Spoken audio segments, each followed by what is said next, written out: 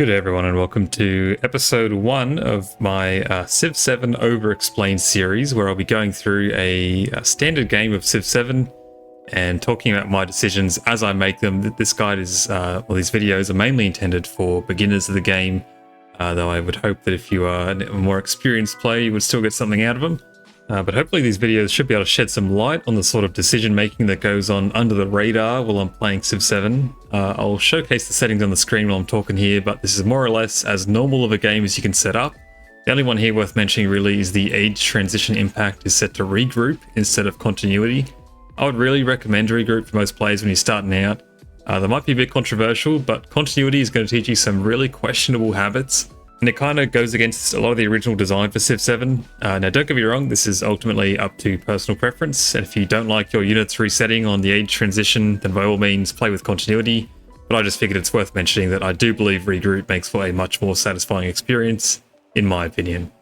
Now onto the game. This is going to be more or less unedited as we go along here, and I'll try to just say my thoughts out loud as we go along. So let's get stuck into it here.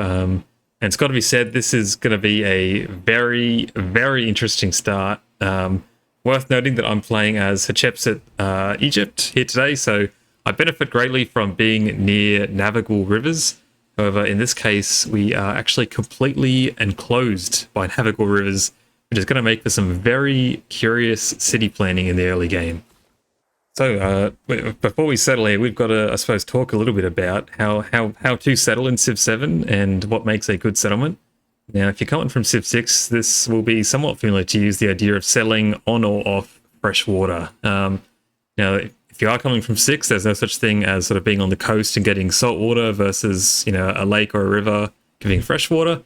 In Civ 7, you're either on water or you're not. So the yellow tiles here are off water, in which case you'll get -5 happiness. But if you're on a blue tile here, you're on water, you receive no penalties for that. So all I would say at this stage, we'll get into happiness and all this sort of stuff. Like, I don't want to overwhelm you too much as we start along here, but for your first city, for your capital with your founder here, you should always be trying to settle on fresh water. It is, to be honest, in the later cities you get, other settlements you found after this stage, fresh water isn't really that important in my opinion. But for your capital, it can really slow you down in the early game. -5 happiness in your capital is going to really set you back for a few reasons we'll talk about. But at this stage, it's worth noting that you should try and sell on one of these blue tiles in every single case. And if you get a start where you don't get fresh water, that's okay. It's not unwinnable, but it is going to be a pretty serious sort of setback for you. So to see this for what it's worth, you just go down here. There's no hotkeys for this yet as of today, which is late 2025, unfortunately. But onto your lenses and into your settler lens. Your settler lens shows you, where fresh water is. So settle on the blue tiles. Now, in this case, we'll probably be settling in place. As I said, we want to be near a navigable river as Hatshepsut and as Egypt here, so which is good. But to cross to any of these other tiles that we might want, we're going to have to, it'll be a late settle essentially. So we have to go embark onto this river, go up one of these tiles and settle on probably turn 3 or 4, depending on where we want it to go. So we're not too keen on doing that. We want to settle as early as you can. There's no benefit in Civ 7 to delaying your settle. So let's go ahead and settle in place. And we founded our capital of Wasset. So right away, we've got a few things going on here. We have started out as population 1, even your capital. Every settlement you found starts out as population 1 by default. And the number underneath the 1 here is 6, which means that we'll grow in 6 turns to population 2. Now, first thing you're going to be able to do, if you're looking down here at the right here, which is where you choose your action, this essentially is, I suppose I should explain, the actions for your turn that are currently awaiting will be shown down here. So it's saying choose production. Because we've just founded our capital can produce things. And right now, all we can produce on turn 1 is either a scout or a medjay. And in this case, this would usually be a warrior. But as Egypt, we have a unique warrior, the medjay, which has a few benefits. You'll see here it has no maintenance cost, which would usually be gold maintenance. And it gets +3 combat strength in friendly territory, doubled in a station you own. So a very, very defensive unit. Really good for staving off early game aggression from your neighbors. However, scouting is very, very important in the early game. So even though scouts can't attack, and they, our Medjay here is particularly good, in combat situations, you're almost always in Civ 7 want to be starting in a scout. I don't think there's any situation where I wouldn't. There's never any threats that are so visible in the early game that you would want to take a warrior start or a Medjay start in this case. So I would just say, in general, pick the scout to start, and we'll talk about why. So we've unlocked our first technology here, because we've just reached the required science to do that, which is very little. You just need to have 1 turn worth of science to unlock agriculture, and our scout is now finished. The reason that's finished is because the first unit you make with your founder is always essentially free. So you can see here that this little clock symbol on the right here next to these buildings and these units down here, this means it'll take 6 turns. This is 8 turns. The next scout we want to make will take 6 turns to produce, and that's because we have 5 production and it costs 30 production to make, represented by the hammers. Because that scout's finished, we can start producing something else now. And again, in most cases, in most games, I'm going to produce at least another scout. In this case, we're going to produce 3 scouts total. So what you can do is you can just click again, or on a controller, just press it again, and that'll queue things up. So as soon as the scout's done, this one will start producing as well. And any production that you overflow will carry over to that next scout, or the next thing in the queue. So now we have our scout. And why are scouts so good? There's a few reasons for that. Their movement is not blocked by any sort of terrain, except water. There's a few conditions, I suppose, but embarking into these navigable rivers still ends your turn. That's a thing for every unit in the game. However, getting through stuff like this vegetation here, so this vegetation, or over here is rough terrain, for a typical sort of warrior unit, or any military unit really, this would end your movement. Same for the vegetation. By default, scouts can go through all that. And the reason why we want to get scouts, and the reason why scouting is so important in the early game, well, one of the reasons anyway, is to get these.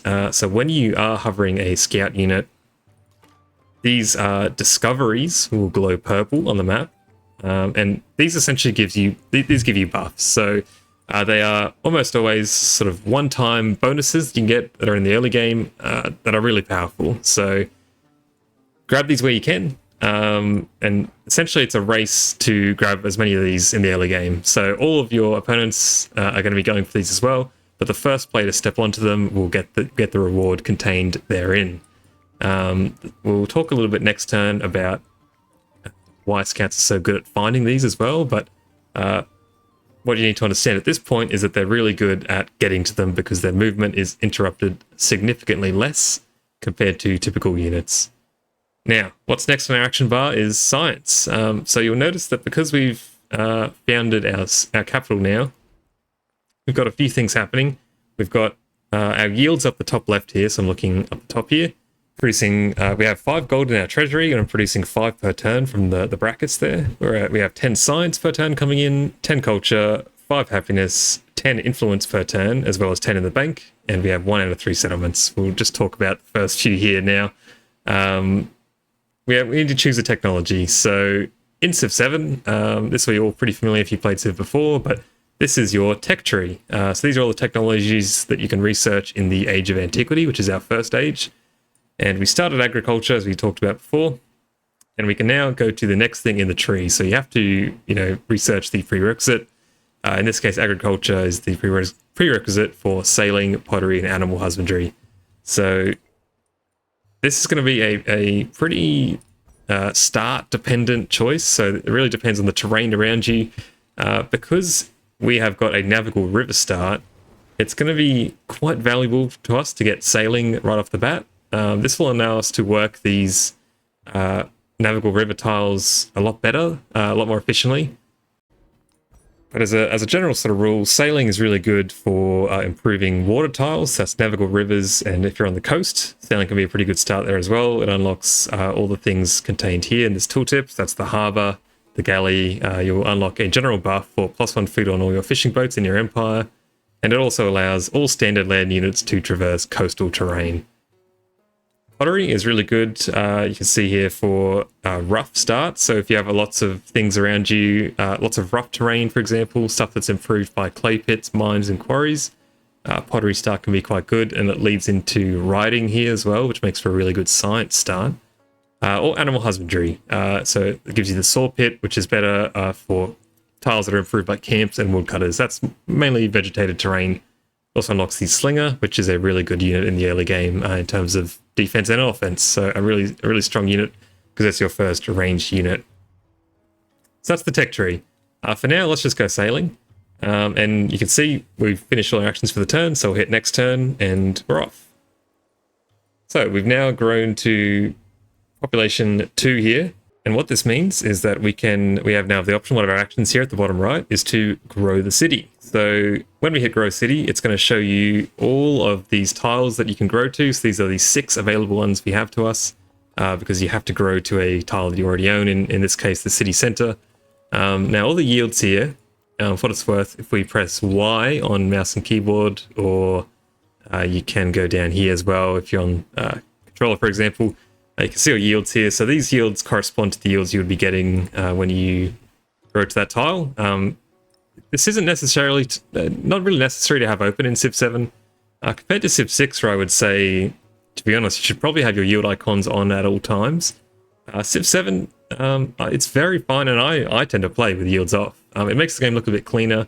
And to be honest, there's no information present shown from having the yield icons on that you really need, to be honest with you. So it's up to you. I think for your first game, it's totally fine to play whichever one you want. If you're, want to get an idea of which tiles are generally good in Civ 7 really quickly from your first game, then by all means play with yields on.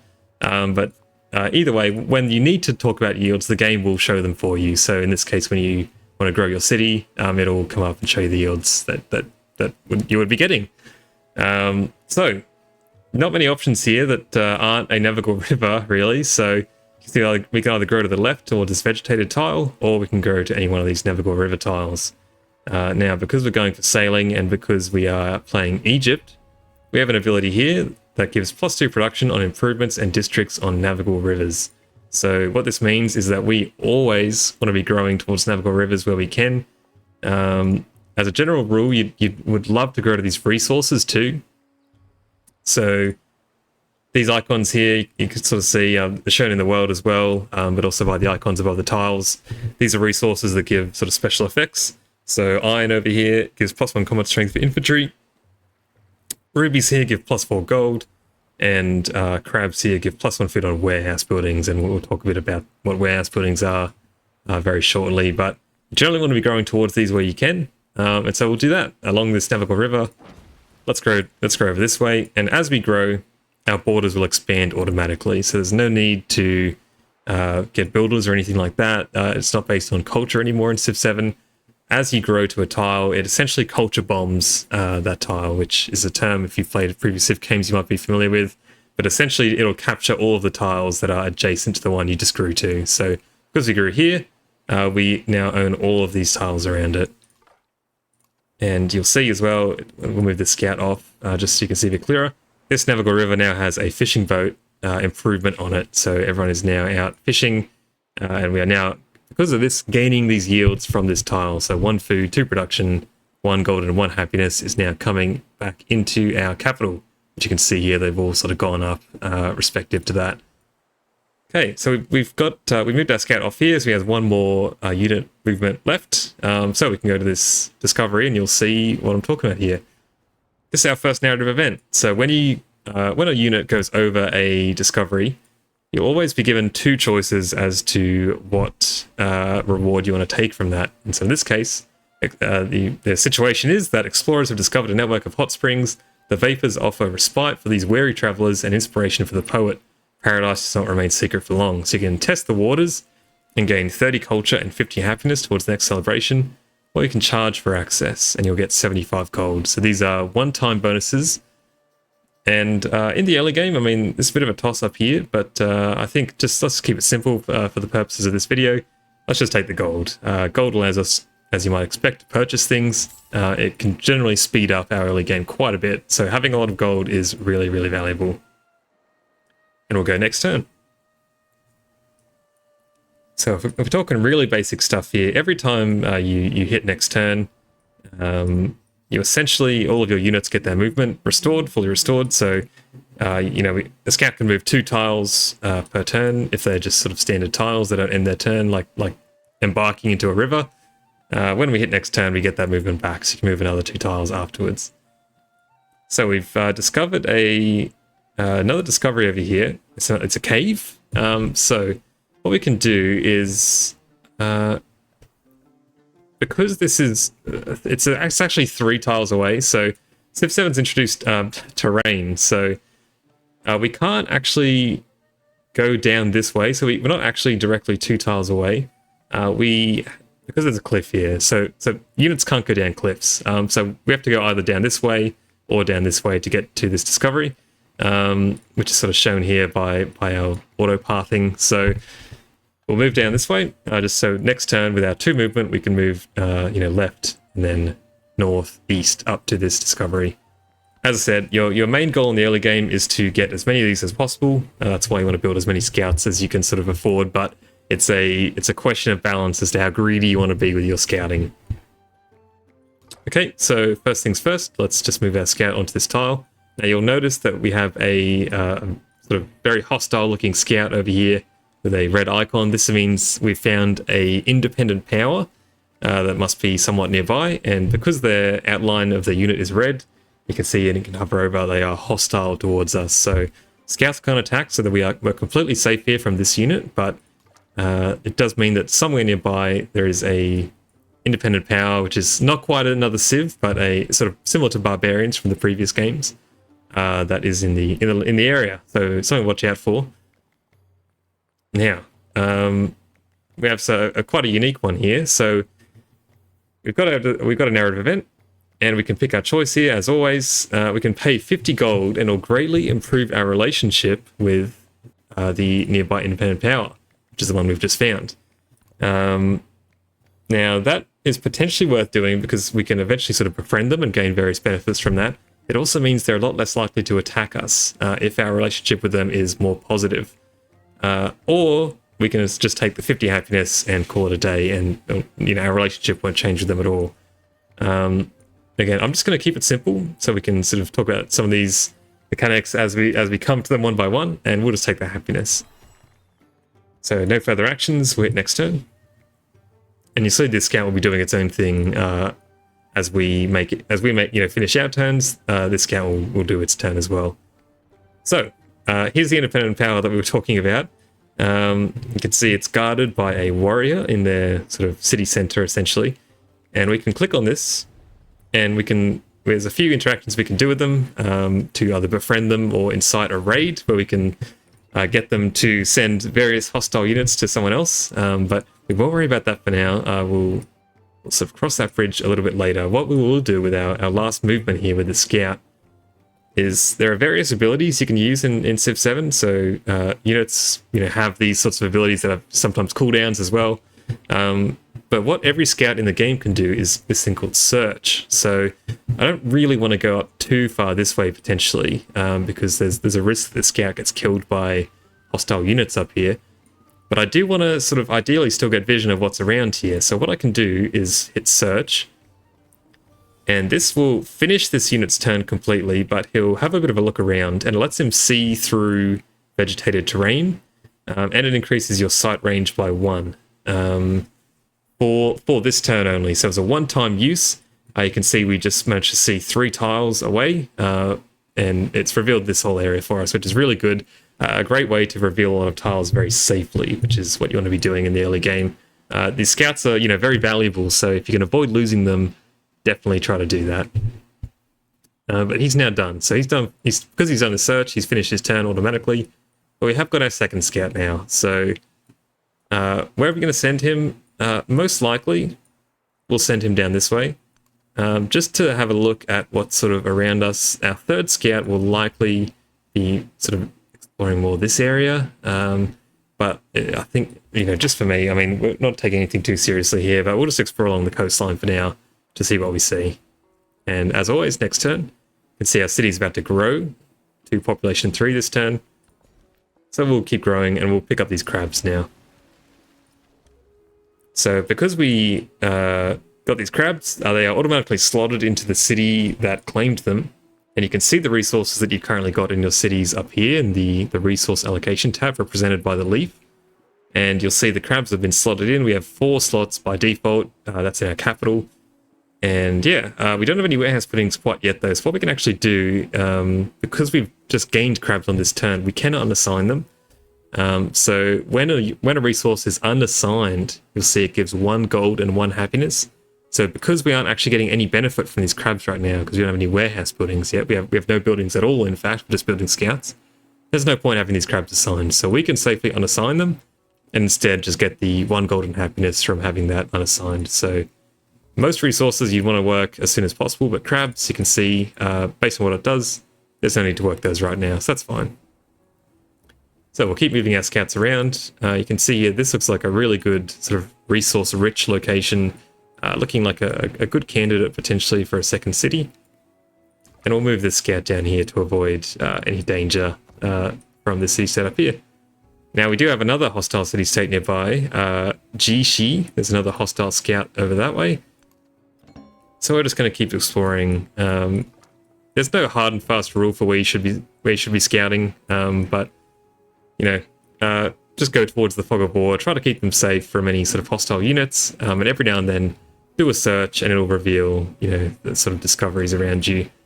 It's worth noting that although searching gives the unit +1 range for 1 turn, it actually reveals discoveries in twice that range. So you know, note this was 4 tiles away, but the discovery itself will get revealed. No tiles will get revealed at that range, but discoveries will.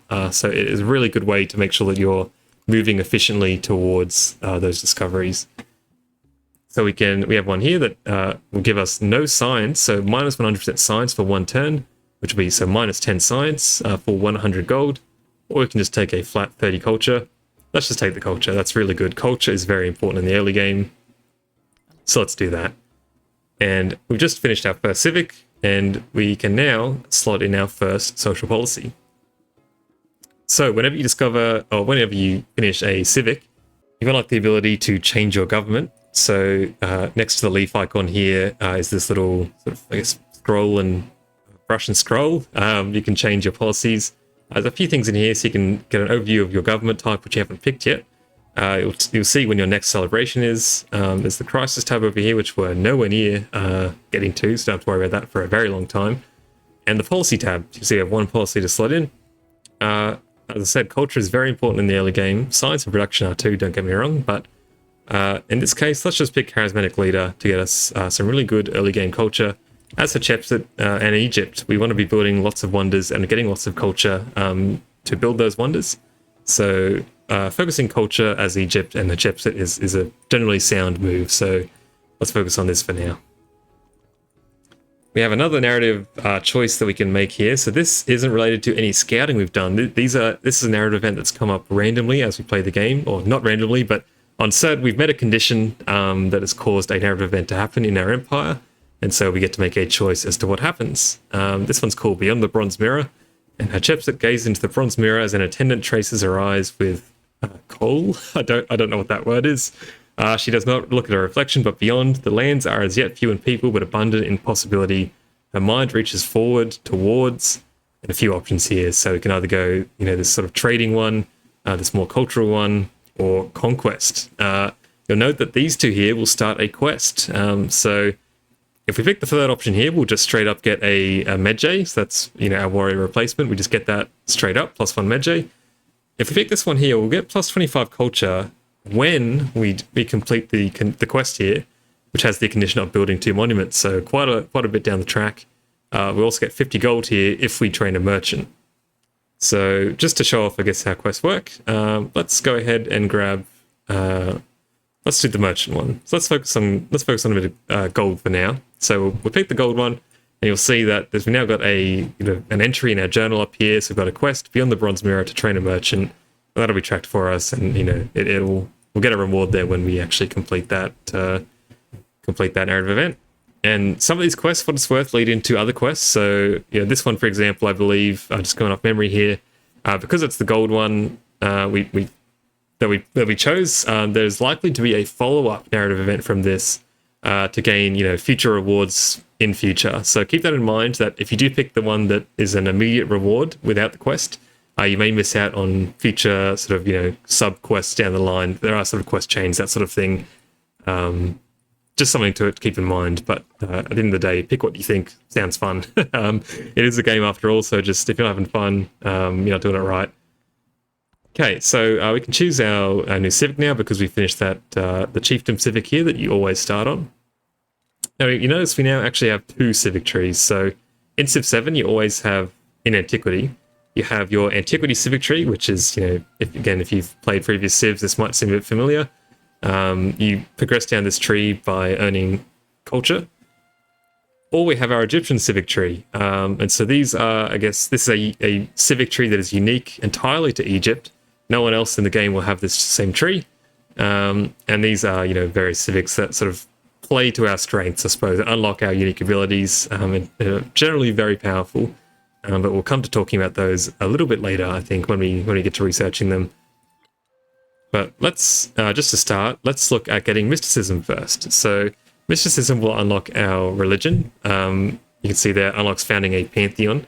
It also unlocks the altar, which is, provides various benefits depending on the pantheon you chose, as well as a civic there called priesthood, which gives +2 gold in all settlements. But just to start off, your civic tree here will always be the same for everyone you play. Mysticism will always be, this is all going to be the same across every game. Only this civic tree will change depending on your civ. This one is always the same, and mysticism, for example, to unlock a pantheon, will always be at the first option at the top here. Now that we've done that, the other thing we get to choose with our first civic here is our government. So this is for the entirety of the Antiquity Age. We get to choose which government we want to take. So Classical Republic gives culture and construction towards wonders. Despotism gives science and production towards infantry units for 10 turns. Or Oligarchy gives food and construction towards buildings. Now, what do these bonuses mean? These relate to celebrations.